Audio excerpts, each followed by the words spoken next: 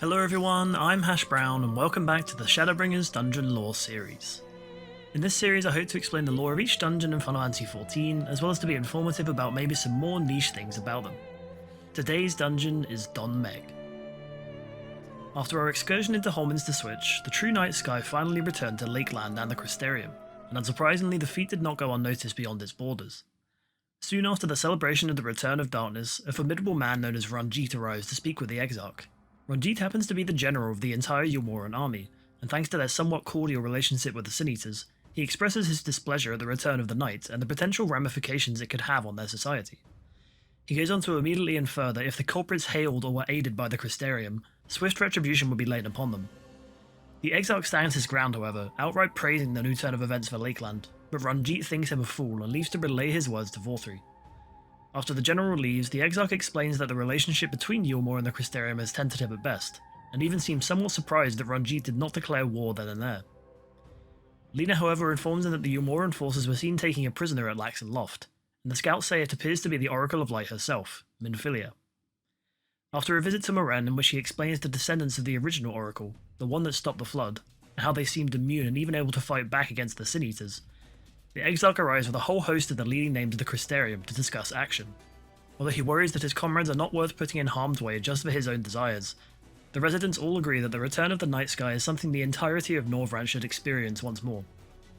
Taking their words to heart, the Exarch begins to put plans into motion to attempt to sweep out the Oracle from under Yulmor's nose, and he gives orders to the Warrior of Light and the twins to begin aiding in the operation efforts.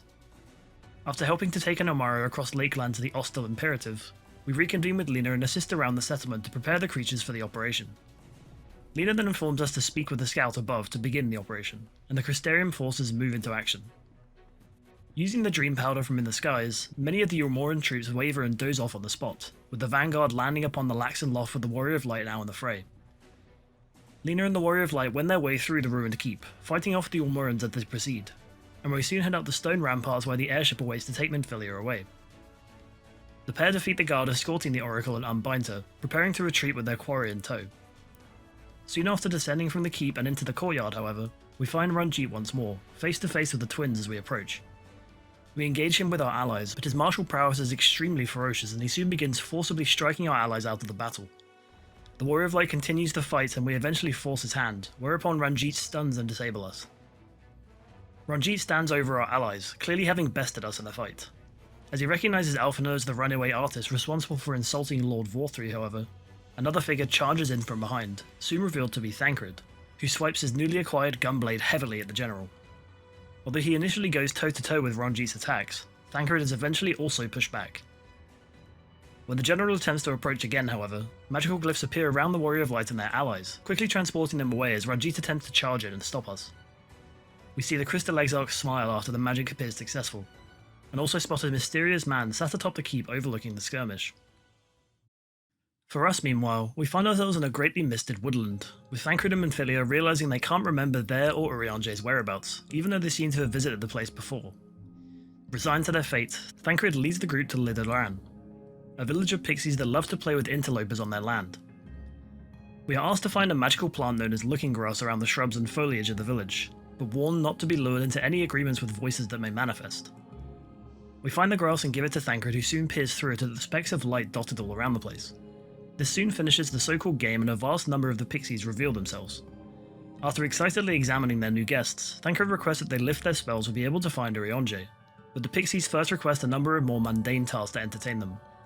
We oblige, helping out 3 of the more talkative fairies, planting seeds to make the village prettier. We also collect water from the nearby lake for the Leafmen, upon which we are assailed by a pair of the Fuath, small blue watery creatures that dwell within its depths. Finally, we head to a nearby tree to shake it out for some fruit, which turns out to be a prank, resulting in the Warrior of Light being attacked by its less than happy inhabitant. Afterwards, we reconvene with our allies, all of whom come to the conclusion that the pixies are merely sending them about without aim or cause.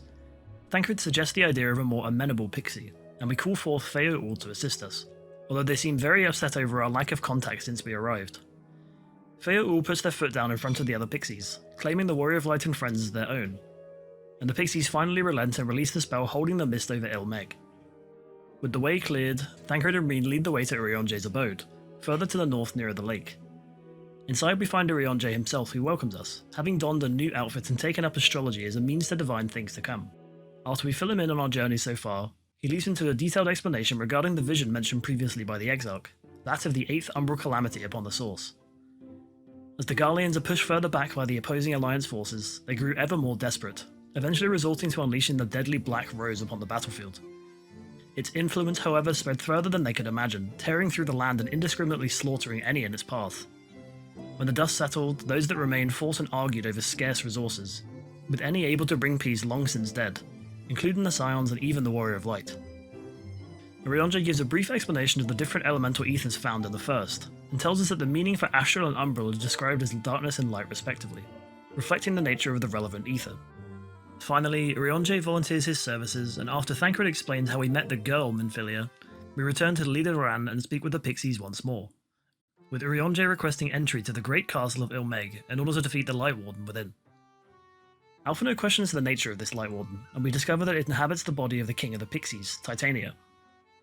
Long ago the king fought the Light Warden and defeated it, but it soon inhabited their body with the dreadful ether and drove them to madness. With no other choice, the denizens of Il Mheg bound the king to the castle and sealed it with magic, dividing up the methods to break the seal into 4 pieces and imbuing the magic into certain artifacts. Sul'Un hands us the first of these, a dress holding part of the seal. They then tell of who holds the remaining 3, with the shell crown being guarded by the Fuath. As we experienced earlier, these watery creatures tend to try and lure unaware adventurers into the depths of the lake, where their souls become another of their kind, and the crown we seek appears to be held within Dohn Mheg. The term meaning Forbidden Realm, the palace is a realm of illusions, with the Fuath making the place their domain, as they trick more and more wanderers to their doom. The Fuath are also a probable reference to the creatures in Scottish folklore of the same name, dwelling in bodies of water as malevolent spirits. After a short journey we reach the magical gate, and although the Fuath remain silent at Urianger's call, eventually they seem interested and wonder about our entreaty. Urianger explains our purpose, requesting loan of the Shell Crown, and miraculously the Fuath agree. They do however request our presence within Dohn Mheg, promising that should we provide fine sport as we wander through their realm, the Shell Crown will be ours to take, and we take the initiative to step forth into the Fuath's gauntlet.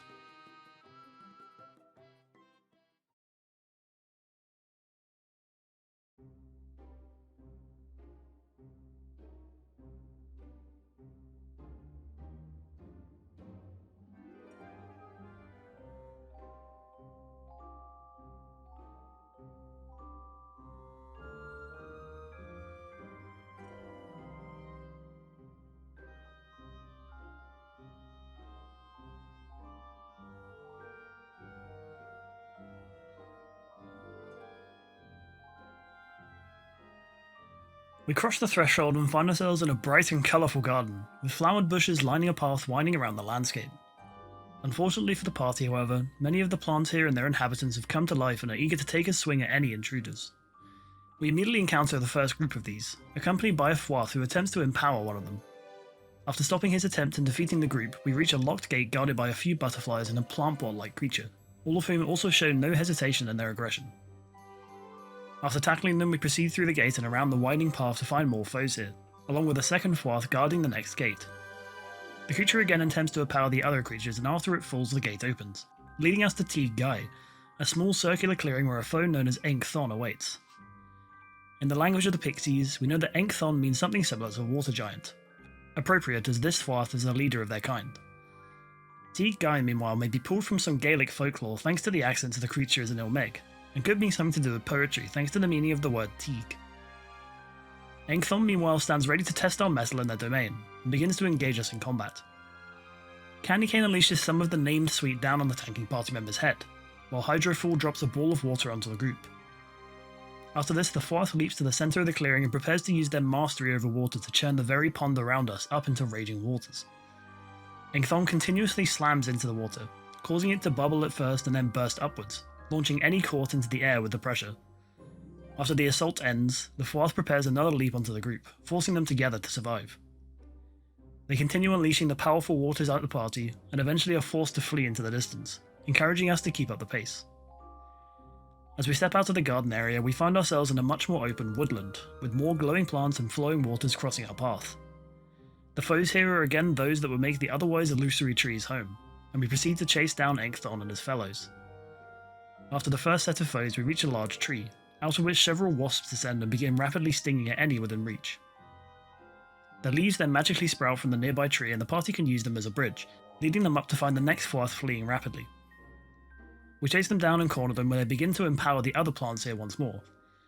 After defeating the Fuath and their compatriots, we head up another leaf bridge to the Atelier, where a wooden, worm-like creature known as the Ghiah awaits. Possibly due to the position of the lake, as well as the Fuath remembering the kingdom as it once was, this creature is based on one of the same name from Verbitite legend, alluding to the fact that Dohn Mheg's entryway is almost on top of the sunken city.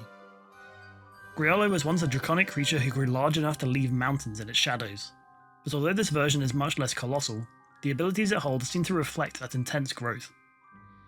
It opens with a large slam in front of itself, and follows up by summoning forth several seedlings around the clearing.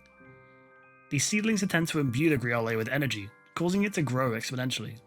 The party can partially prevent this by standing between the seedling and the Ghiah, absorbing the energy and having themselves grow instead. After another slam, the creature traps the party in suddenly sprouting ivy, forcing them to cut themselves free before being on the receiving end of yet another slam. After the Ghiah continues to slam the floor to damage the group, it summons another loop of ivy to entangle the group while at the same time calling forth the seedlings. To prevent its growth this time, the party must quickly free themselves and again proceed to block the energy from reaching the creature. Finally, after wriggling free from a final coiling ivy, the creature roars and falls, allowing the party to head to the waters across the way. Although they appear calm and empty at first, on approach an enormous castle materialises in the distance, along with a stretching path to show us the way. We can also see musical motifs acting as a fence between the mushroomy pillars. Inside the castle, the Fuath awaiting us direct us eagerly towards what appears to be the Shell Crown standing on a plinth nearby, but upon interacting with it, it is revealed to be a fake, and some of the summoned elemental creatures appear in its stead. A watery bridge forms after they fall and we find ourselves in an open corridor, where more watery creatures including a Kelpie, a horse-like creature said to lure unsuspecting wanderers into deep waters, awaits. After we defeat them, we turn the corner to find a Naiad, another water nymph from Greek mythology awaiting us. The other spirits here are undines, spirits that take a human form when in love with a man, but can be doomed to perish if the man does not stay faithful to them. Finally, after defeating them, we climb another watery bridge and face our penultimate foes, two more Naiad and a final defending Fuath, before we can finally head up the bridge to face Thon a second time, and to claim the true Shell Crown for our own.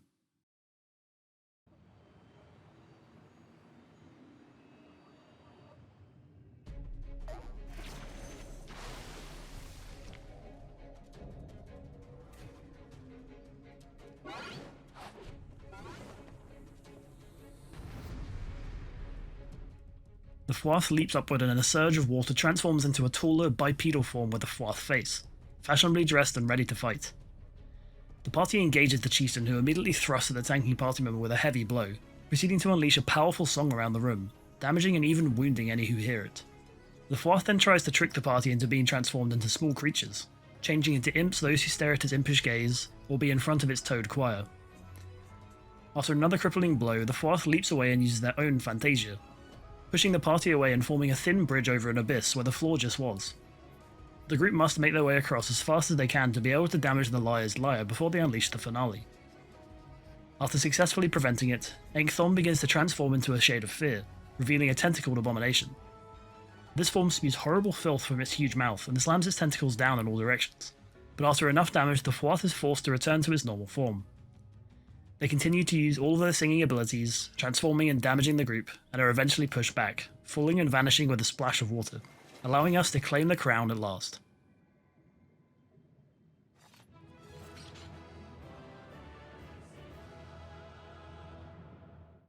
As we celebrate our victory, the Fuath begin applauding and cheering us, with many eyes appearing from the surrounding waters. Thon too congratulates us and allows us to claim the crown, noting the Warrior of Light's particular skill and might. After some murmurs from the Fuath crowd, they worryingly agree that we should stay forever for their entertainment, and Thon suddenly claims that the price for the crown will be the Warrior of Light in exchange.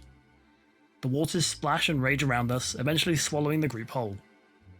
After being out for a while, we're eventually awoken at the bottom of the lake in Il Mheg by Ardbit, floating above us and looking worried. Thankfully, due to the blessing we receive from the Kojin, breathing underwater is a trouble we don't have, and we begin to swim out of the lake to reconvene with our allies, the Shell Crown firmly in hand. And that's the end of the story and lore for Dohn Mheg, an elusive world of many wonders, guarded by the creatures that make the Great Lake their own. Although many of the things inside were indeed illusory, some credence can be given to those things that originally came from the lost kingdom of Verbit, as well as the creatures which have great presence in the mortal realm. The second relic now in hand, the Warrior of Light and Co. now turn to carry on collecting the necessary for banishing the Light Warden from Ghiah, and freeing Il Mheg too from its everlasting light. I hope you enjoyed this video. If you did, leave a like and subscribe to the channel for more Final Fantasy XIV stuff, and I'll see you next time for the Katana Ravel.